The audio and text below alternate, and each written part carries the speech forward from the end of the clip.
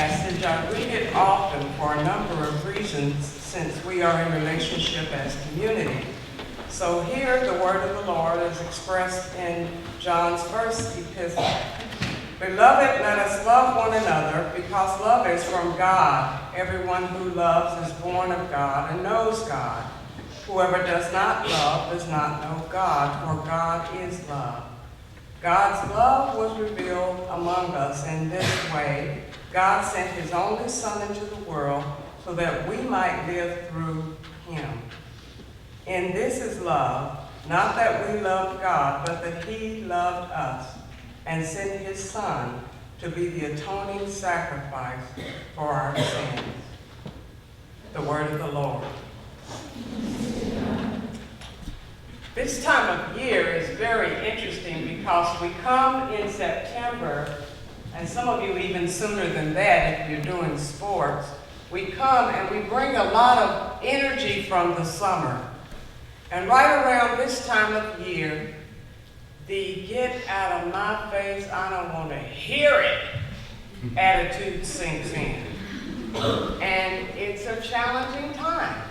It's challenging. It's challenging for all of us. We have assignments that at times feel like they're more than we can accomplish. We have lessons to teach, and we don't want any more interruptions in our classroom time. And it happens. I mean, we all struggle with it. It's just the reality of being in this place. And the thing that I continually challenge Dorothy in is to never lose sight of the gift that I have in being here. Never lose sight. 1 year ago today, a little girl in Pakistan was on her way home from school.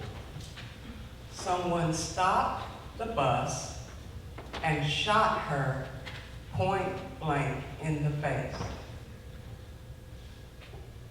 We've come to know her as Malala. Her crime, according to this man, was that she had the audacity to speak up for a girl's right to an education. It's something about which many of us don't even blink because it's so much our lives. But I tell you, as a 59-year-old woman who is glad to be 59, I tell you, I remember when I was in what we used to call junior high school. And at Vine Junior High School in Knoxville, Tennessee, I was there for my 8th and 9th grade year.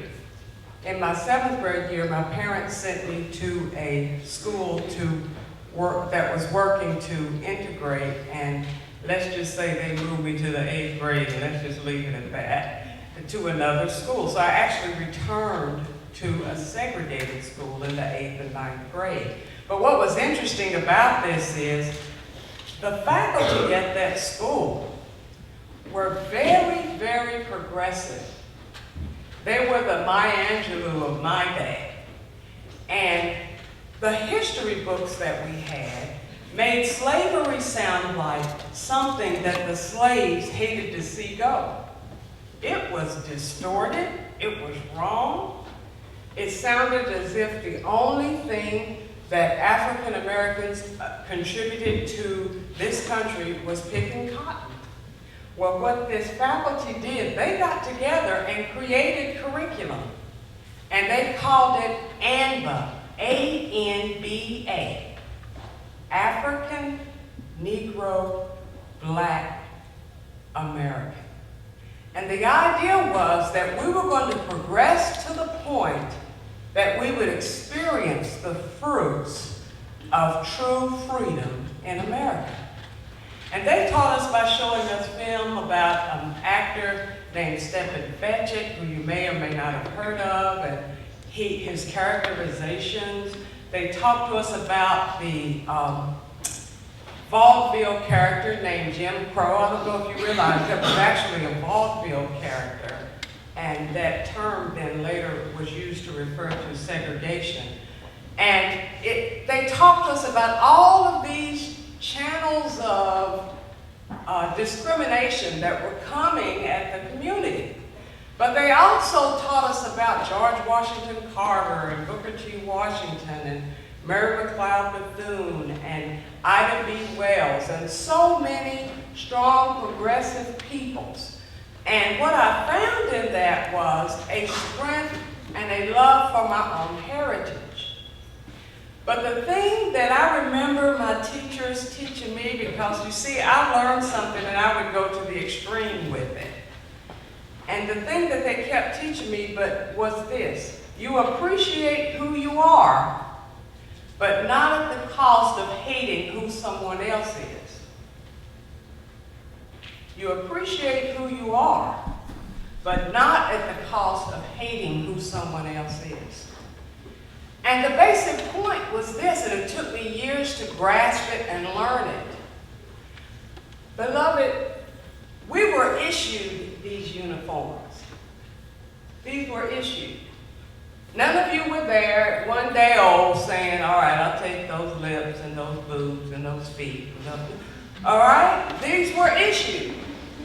And with these uniforms being issued also came a heritage that we could not control. Because of that, I am one who vehemently stands against the idea of white guilt. It produces nothing. I've never seen guilt be fruitful. But what I do see is an acknowledging of your past, an embracing of your present, and productivity in the future. Productivity in the future. So no, I'm not going to deny, I had an uncle that my family to this day, we laugh about, Uncle N. Male. His name was Martin Luther, and he was not nonviolent, okay? So he was Martin Luther, but he wasn't nonviolent. And Uncle M. Male was in a club one afternoon having lunch. Someone came in who had a dispute with Uncle M. Male and actually shot him. Uncle Emil got up off of the floor, walked out to his car, drove home, got his gun, drove back to the club, shot the man, and drove himself to the hospital. Now that was Uncle Emil. Now I also have, I can tell you about my aunt who accomplished this in education in Tennessee, and another aunt who's known for this in Tennessee, another aunt who was often at the White House because of her civil rights involvement. But no, I'm going to tell you today about ML. Because we all have MLs in our homes, in our heritage. We all have those people, everybody goes, yeah, we can't do it. We all do. But this is what I want to point out to you. As a young woman, as a woman who is about to go from here and impact the world, as a young woman, you have much promise ahead of you.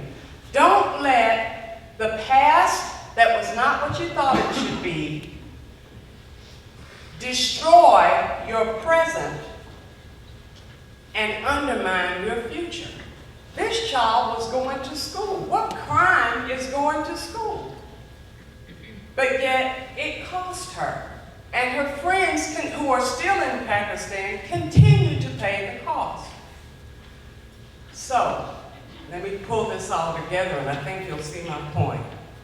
We're about to celebrate the International Day of the Girl, and I recognize that many of you have much to do, and it probably feels like, okay, here they go. One more thing to do. What am I supposed to do now? I got enough to do, and they talk about some International Day of the Girl. You know what I'm saying? Well, my responsibility as a teacher is to help you think beyond the immediate, to help you think beyond where we are and reach out to the world. That's my responsibility. So my hope is, in the coming day, today, tomorrow, Friday, that you will really consider the gift you have as an educated girl. My hope is that you will really not allow your fatigue from reading for me in moral philosophy or whatever your fatigue may be. Don't allow that to distract from the gift you have in learning. Don't allow your fatigue to undermine your success. And above all else, think this day, I pray you will. If you are not a person of prayer, then send good energy toward Malala. Think this way of this young girl who says, she said in a BBC interview the other day, I'm just Malala. But if the world wants to use me as a symbol so that my friends can learn, go ahead. The power of one voice. 50 days after the killing of Emmett Till, Rosa Parks felt she had enough. The power of one voice. A little girl in Pakistan saying, I want to learn. The power of one voice. A student who is a senior at St. Catherine's School becoming the leader of the House of Representatives. Oh yeah, that's possible. The power of one voice. Do not underestimate who you are by being distracted. Instead, look ahead and look up. Our benediction today will be offered to us by Dr. Turner.